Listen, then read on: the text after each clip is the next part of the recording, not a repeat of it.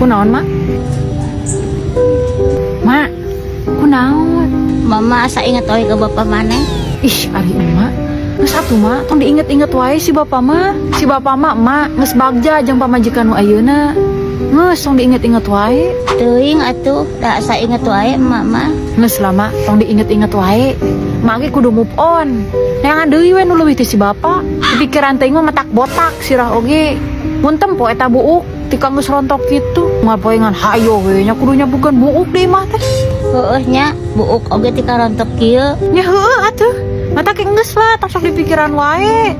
Geus, tah eta buuk rata rontok make ieu. Naon eta?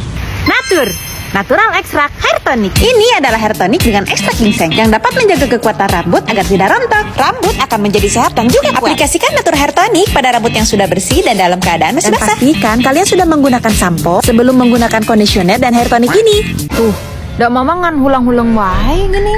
Atuh da inget wae sia teh. Nah naon gitu nu matak mah inget wae kasih bapak teh.